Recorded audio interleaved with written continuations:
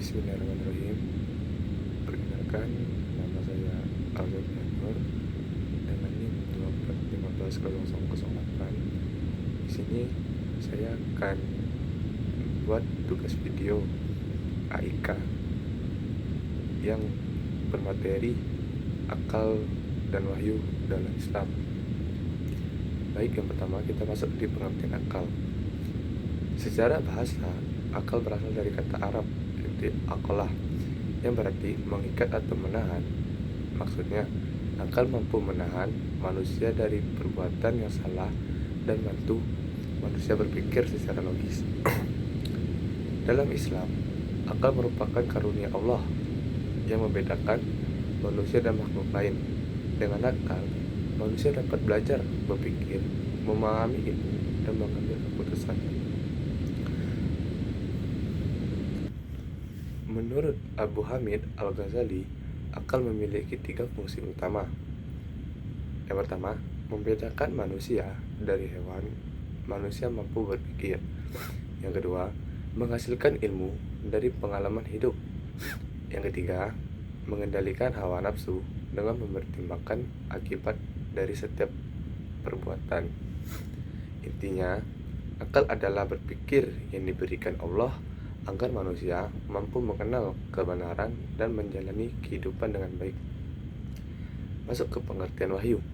Wahyu adalah segala petunjuk atau firman Allah yang disampaikan kepada Nabi dan Rasul melalui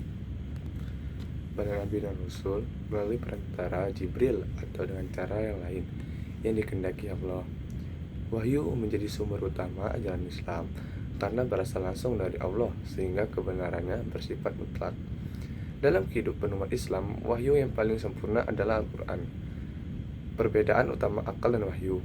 Akal berasal dari manusia sehingga memiliki keterbatasan. Wahyu berasal dari Allah sehingga tidak mengandung kesalahan. Lanjut ke cakupan wahyu. Dalam Al-Quran, wahyu tidak hanya diberikan kepada Nabi.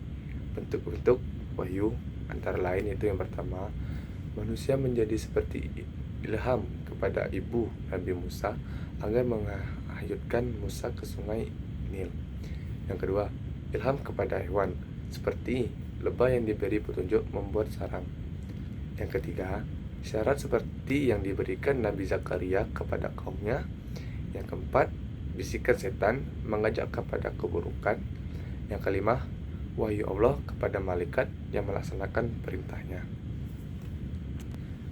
Masuk ke fungsi akal dan wahyu. Dan fungsi akal itu dibagi menjadi 5. Yang pertama, akal digunakan untuk mengenal adanya Allah melalui ciptaannya.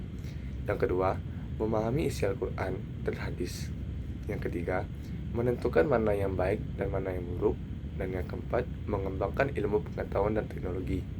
Namun, akal memiliki batas. Misalnya, akal tidak mampu mengetahui jumlah rakaat sholat tanpa petunjuk wahyu. Kita masuk ke fungsi wahyu. Menjadi pedoman hidup bagi manusia, menjelaskan hukum-hukum syariat Islam, menjelaskan hal-hal gaib seperti surga, neraka, malaikat, dan hari kiamat, dan menyempurnakan pengetahuan yang diperoleh melalui akal. Kesimpulan, akal dan wahyu saling melengkapi. Akal membantu memahami wahyu, sedangkan wahyu membimbing akal agar tidak menyimpang. Masuk ke problem penataan akal dan wahyu dalam sejarah Islam. Sejak masa awal Islam, para ulama berdebat mengenai seberapa besar peran akal dibandingkan wahyu. Pertanyaan yang muncul, misalnya nih, apakah manusia bebas menentukan nasibnya? Apakah akal mampu mengetahui adanya Tuhan tanpa wahyu? Dari perdebatan ini lahirnya beberapa aliran teologi. Yang pertama, Qadariyah berpendapat bahwa manusia mempunyai kehendak bebas sehingga bertanggung jawab atas semua perbuatannya. Kalau Jabariyah berpendapat bahwa dilakukannya manusia telah ditentukan Allah sehingga manusia tidak memiliki keterbatasan mutlak. Yang ketiga, Muji'ah mengambil jalan tengah, manusia tetap memiliki pilihan, tetapi semua berada dalam kehendak Allah. Yang keenam, pandangan Mu'tazilah. Tokohnya Wasil bin Attah dan Al-Zamakhsyari. Mu'tazilah sangat mengutamakan akal. Menurut mereka, akal mampu mengetahui adanya Tuhan. Akal mampu membedakan baik dan buruk. Wahyu berfungsi memperkuat apa yang telah diketahui akal. Karena itu, sering menafsirkan ayat Al-Quran secara rasional. Masuk ke pandangan filosofis Muslim, Al-Kindi. Al-Kindi menyatakan bahwa agama dan filsafat tidak bertentangan karena keduanya sama-sama mencari kebenaran. Perbedaan hanya pada sumbernya. Al-Farabi. Menurut Al-Farabi, semua kebenaran berasal dari Allah. Nabi memperoleh kebenaran melalui wahyu, sedangkan filsuf melalui akal. Ibn Rushd menegaskan bahwa akal wahyu tidak mungkin bertentangan karena keduanya berasal dari kebenaran yang sama.